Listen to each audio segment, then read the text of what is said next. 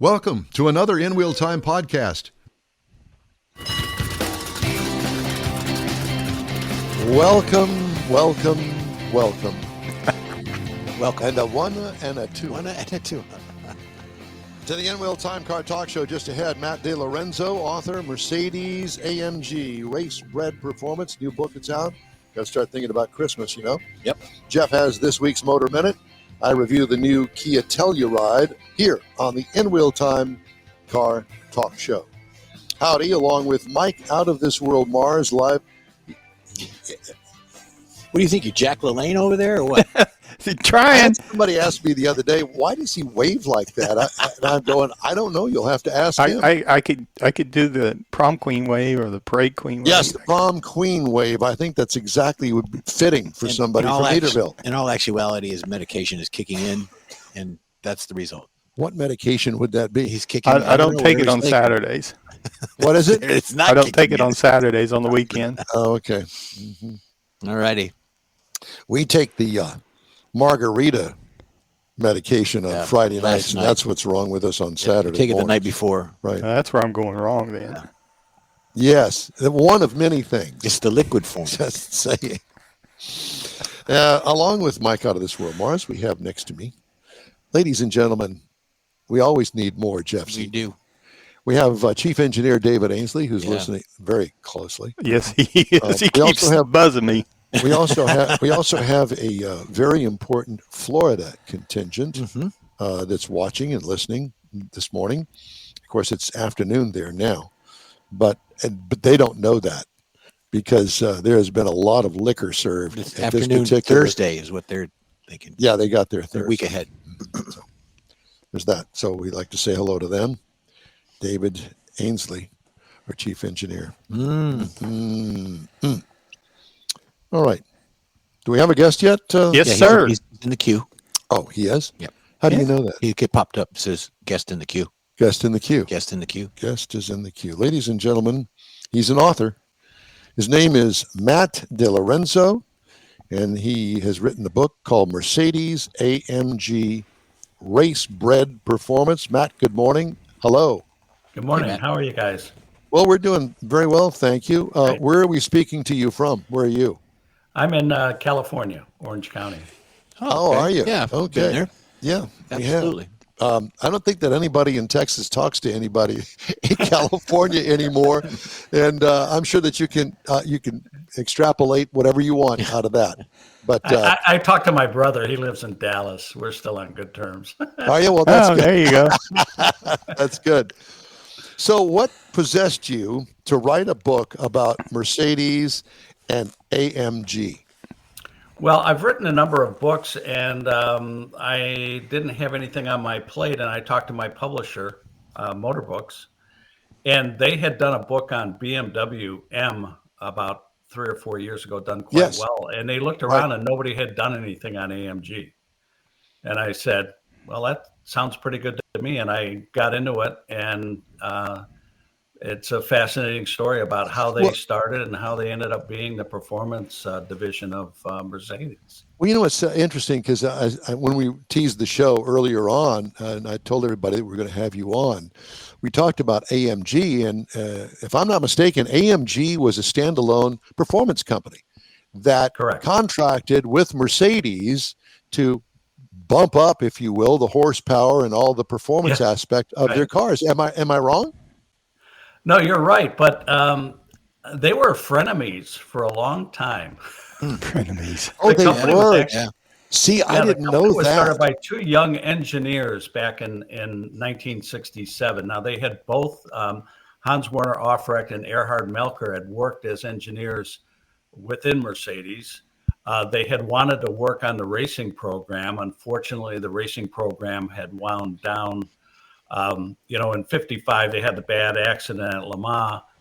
Yes. They had largely withdrawn from motorsports, but in the late 50s, early 60s, they went touring car and rallying because those vehicles reflected well on their production vehicles. So they worked there and they wanted to work on the racing, but at the time, the factory said no. They left the company, they started racing, And again, the older generation within the company looked upon Aufrecht and Melker as kind of shade tree mechanics, if you will, who were tuning cars. And at the time, nobody tuned Mercedes because they were supposedly the perfect car. Yeah, the luxury perfect car. Yeah. Yeah. Right. It's a very interesting story. And I assume that their last names are the A and the M. What does the G mean? The G is Gross Auspach, which is the hometown of Aufrecht. That's what I was guessing. I'm sorry. Could you say that one more time? Gross Auspach. Now spell it. And what? Yeah. And Is it Harry Potter or something? What does that mean? I don't know. Big patch. I have no idea.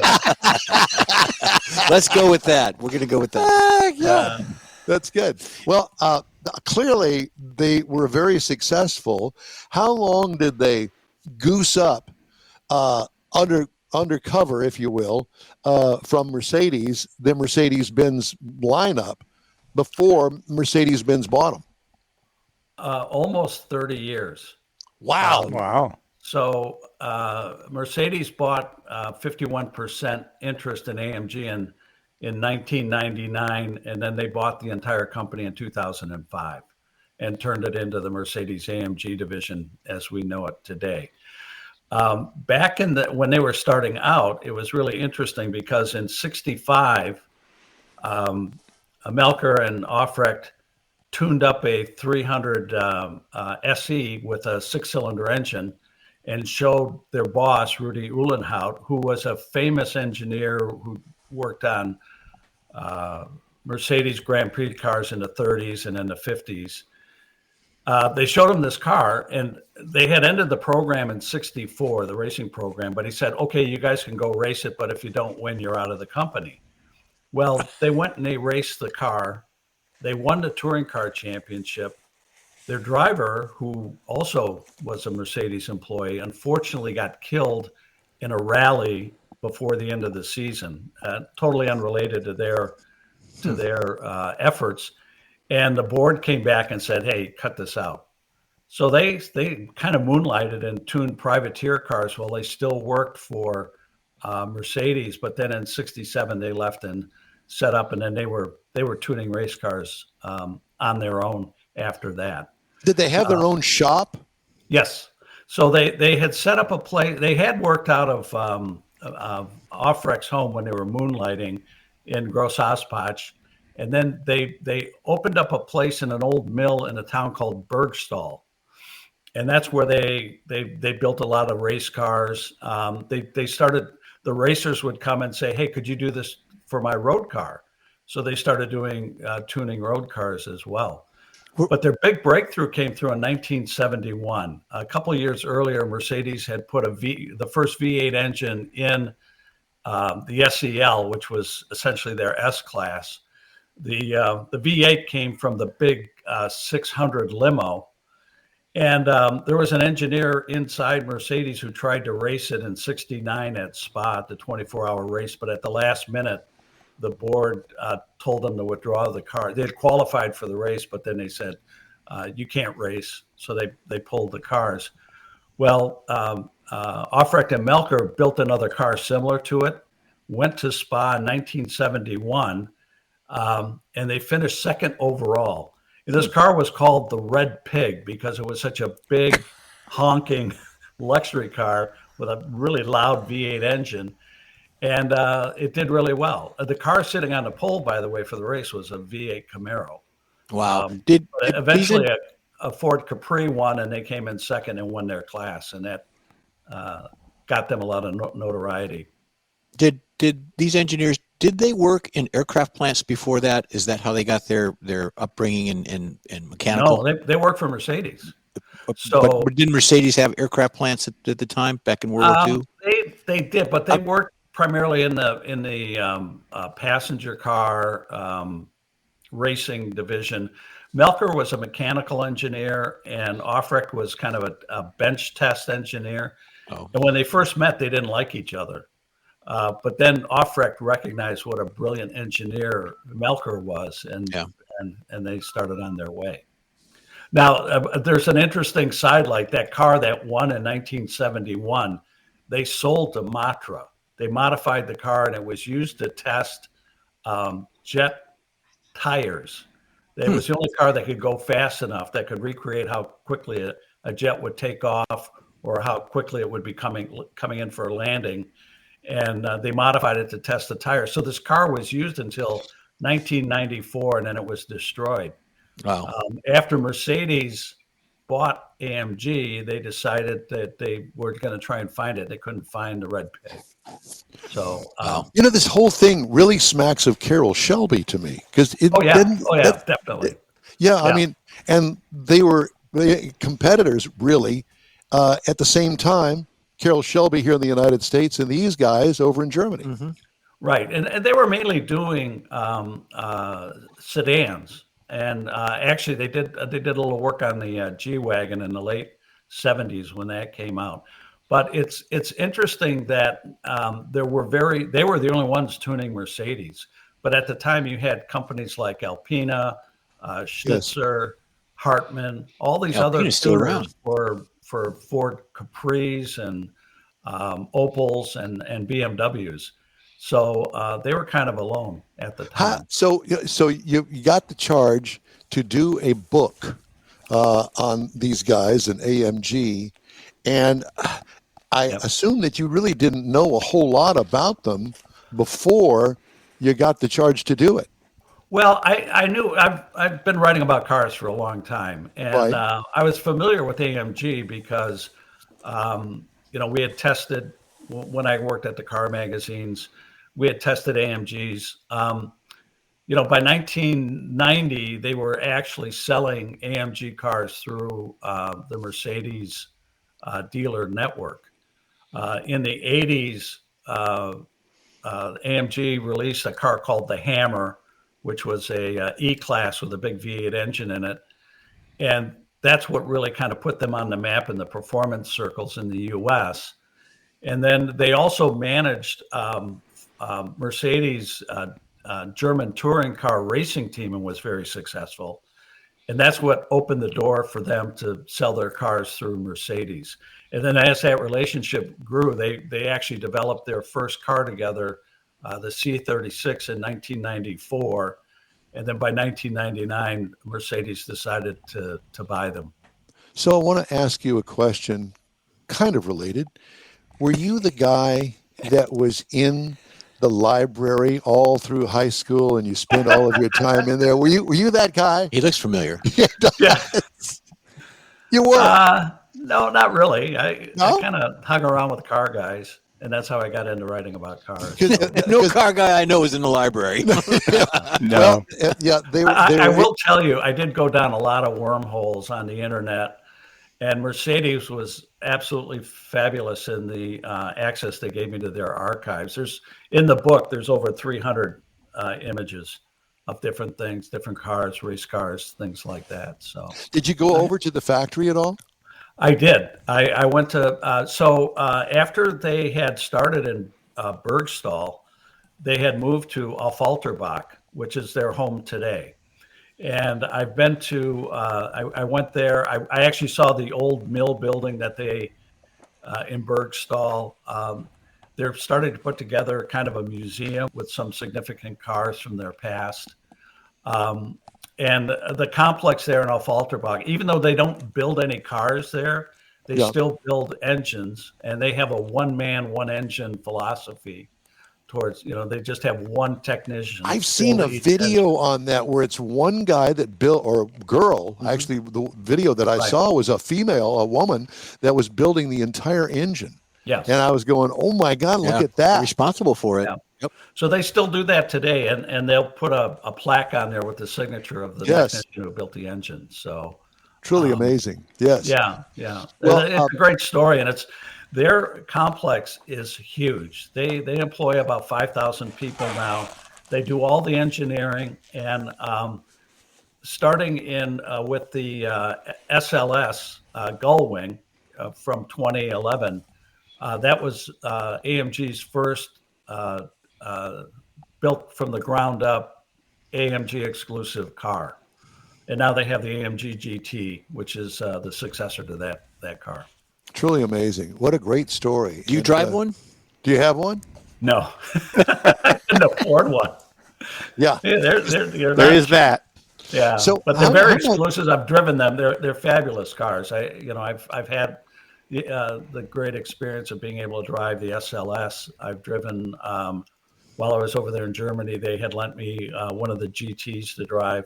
Wow. It's a great story, and kind of an interesting side note is that Hans Werner Aufrecht always wanted to be in racing.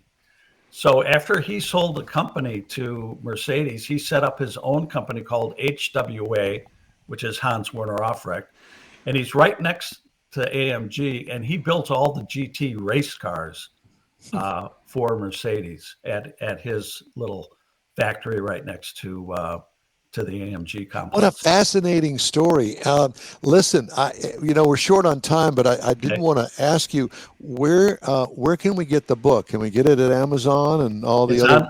Yes, it's on Amazon, and I believe it'll be on other like Barnes and Noble and other sites as well. Yeah, it's a big, beautiful book. Yeah, in fact, before you came on, I said, this got to start thinking about Christmas, and what a great Christmas book. Yep. Yeah, oh, that's great. Thank you. Yeah. Well, it's a real pleasure, honor to talk to you, Matt, and we thank you very much. And hey, let us know what your next project is going to be. We want to ride along with you on that one. Yeah. Okay, sounds great.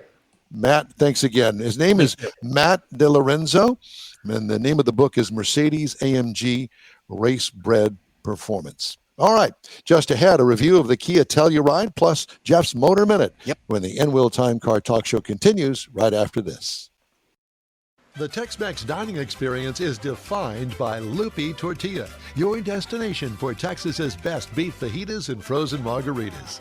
Since 1983, Lupi Tortilla has served authentic and time-tested recipes made with the freshest ingredients. Atmosphere is part of the award-winning experience at Lupi Tortilla, all developed in a little house near Highway 6 and I-10 in West Houston. Visit any of the Lupi Tortillas and you'll see the same attention to detail in each and every location.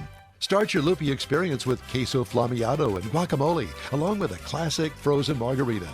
Dine on famous Lupi beef and chicken fajitas, or pepper shrimp brochette, or a fish or vegetarian entree, and finish with a scrumptious flan for dessert. Find Lupi Tortilla in Houston, College Station, Beaumont, Austin, San Antonio, and Dallas-Fort Worth. There's a Texas location near you. The recipes are authentic and time-tested. The ingredients always fresh. Lupi Tortilla, he's pretty good.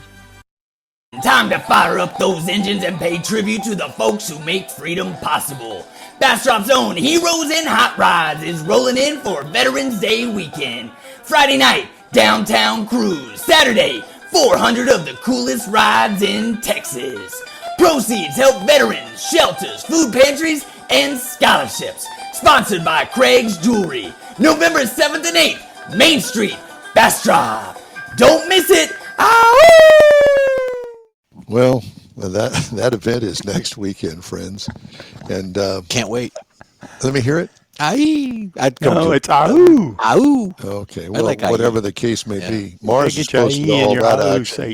It's my Cajun. Is word. there a difference, Mars? Yes, there is. Is it like Is there? one side Yes, of the river one of versus them's the one of other? them's from below the Mason-Dixon line. The other one's from the north of the Mason-Dixon line. Okay, which line do you hear the banjos? That's the east-west line. That's Mississippi River. Okay. All right. Time now here on the In-Wheel Time Car Talk Show to get Jeff's Motor Minute. Here it is. Marco Andretti, former Indy 500 pole winner, announces his retirement. I know, it's sad. A member of one of racing's most prominent families announced his retirement from motorsports this past week. Marco Andretti is the son of Michael Andretti and grandson of Mario Andretti, announced on social media posts that he's retiring from racing. The 38-year-old Nazareth, Pennsylvania person is a veteran of 253 starts at the NTT Indy Series car racing, including 20 starts at the Indianapolis 500. Marco Andretti won 2 Indy races in the pole position for the 2020 Indianapolis 500. I didn't know that. Yeah. Like his grandfather, he's only 4'3". No, I'm just kidding. Andretti also briefly ventured into NASCAR, making 11 starts at the ARCA Menards Series, 8 starts in the NASCAR Craftsman Truck Series, and 1 start in NASCAR Xfinity Series. Marco will always be tied to Indianapolis. His legacy will forever be the most foremost part of the Indy 500, where he made the final 5 starts of the Indy 500 in his career. So good luck to him. He's on pace to be do other things with his life and also with racing. So we'll see more of him later. Did you see Michael Andretti's house was for sale in Indianapolis? I did not. It's like $50 million. Sure. Sure. Why not? God. We got to You'd pay have, for like, the you know, name. But it's only got 2 bathrooms. So. No, that's one of the things I was going to say. It's probably got 500 5 or bathrooms. 10, yeah. This thing is magnificent. I did not see that. Oh my gosh. Look that up. You're going to go, wow. Well, Amato lives in Pennsylvania, not Nazareth, Pennsylvania, but Joe Amato. Joe Amato went Joe by his Amato's house. not hurting any. No, it's amazing. Yeah. The amazing hillside. And what a great guy. Yeah. I told you I had lunch with him. Yep. Anyway. Better many times. Time now for an extra bonus car review this week. All right. Because we didn't get to it last week, so we wanted to stick it in here right now. I had a chance to drive the 2025 Kia Telluride. Now, this is a 3-row SUV, and I thought that this was interesting. The final assembly location is West Point, Georgia, made here in the U.S. of A. All right. Available trim levels include the LX, the S, the EX, the SX, and the SX Prestige. What did I have? The SX Prestige X Pro V6 all-wheel drive plus X Line and X Pro. Wow. That's what it said on the window sticker. They had to make the window sticker extra big to get fit that 3 on windows. It's kind of a wraparound. Well, can you imagine in the back of the car, the nomenclature back there? They do runs across the whole back of the car. This is a standard SUV, so it competes up there with the Chevy Suburban. Okay. This is a big SUV. Okay. Seats, including the driver, 7. All new in 2020. And here we go. Exterior features include modern, overall clean design with that familiar Kia pinched grille. Wheels and some trim change with the trim level that you choose. It does have a hockey stick rear lighting configuration back there with a sunshade over the back glass. All of the manufacturers seem to be doing that sunshade thing. Dual exhaust tips on the lower right of the car. Maybe you can see it in this picture. Yep, there they are. Not dual exhaust, one on each side. Right. No, this is 2 on one right-hand side. What I liked, the clean look. Roof rack is old school and not necessary. Why not just make it an option? I don't understand. How many people do you see going down the road with the luggage on top? Do you know the Besides first car I looked at before the Buick had that? It was a Toyota, and I said, that is the hideous thing. And the guy tried to sell me. I said, no, did you have one without a roof rack? They all come with roof racks. Mine actually has a style rack on it, but mine's different. Is that what they call it, a style rack? It's something that they invented. But go on. I'm sorry. I didn't mean to interrupt. No, that's perfectly fine. Interior highlights, huge infotainment screen with easy-to-use controls, digital instrument cluster with white faces, which I thought was a nice touch, comfortable seating surfaces, steering wheel mounted controls are not overdone, which so many manufacturers tend to do these days. Very much so. Cargo trunk room, great. What I liked, the roominess and the quality materials, plus the well-placed controls. What could use improvement? How do you improve on that? Look at Very that. nice, very It's like a spaceship in there. It's beautiful. 3.8 liter V6 motor in this that turns out 291 horsepower, 262 pound-feet of torque, 8-speed automatic transmission. It will tow up to 5,500 pounds. All-wheel drive is standard on this model. Wow. The lower models, it's an option. It's got knobs. Not knobs. It's got knobs on It's got knobs on it. Wow. Miles per gallon in the city, it's rated at 18, on the highway 23 for a combined to 20. I got 22.2 miles per gallon over 426.6 miles. What I liked about it, the power is nicely matched with the 8-speed automatic transmission. I don't think you can improve on this. No turbo? No. No turbo. No. Ride and handling, very compliant. It's limo-like. What could use improvement? Ride lessons are available to many competitors. Oh, so they're going to take him to school on it. Yeah. So you compared this to a Suburban? I don't think it's that big. Is Well, it that large? it's three rows, Is it? and your United Yeah. States government they classify this, and this is in the same classification Yeah, as a I think the Suburban. Suburban's actually gotten a little smaller compared to what it used to be. Well, base trim price $53,685. Prices tested $56,240. Now, the average overall price of a new car is now at $50,000. Wow. Jeez. You can get into one of these. Base model price $36,390. Overall, I give it high marks. Competitors, Toyota Grand Highlander, that's the 3-row, Mm-hmm. starts at $44,200. The Subaru Ascent, did Mars go away? The Subaru Ascent, it starts at $39,995, and the Honda Pilot starts at $40,200. Now, this one again starts at $36,390. If you are into big SUV 3-rows, I would definitely shop this. Starting price isn't bad. No, It's affordable for I starter. would definitely shop that thing because I think that you're going to be impressed. Whether you're impressed with the Kia line or not, I'm just telling you.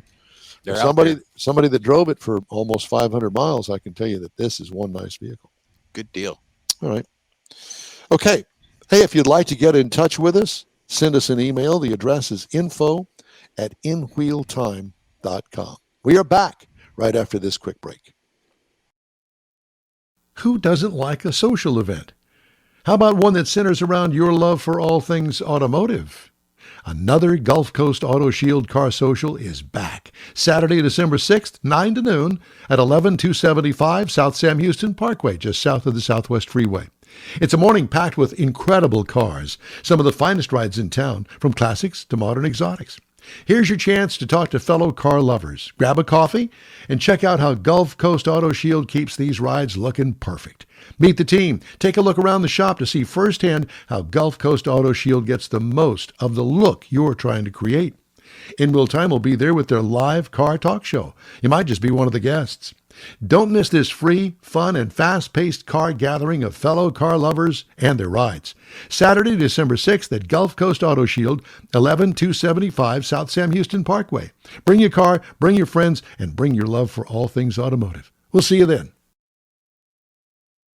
The award-winning In Real Time Car Talk Show now reaches 5.3 million folks each year. Check us out on InRealTime.com, YouTube, Facebook, and podcasts available from your favorite go-to source, including our live broadcast every Saturday, 10 to noon Central Time.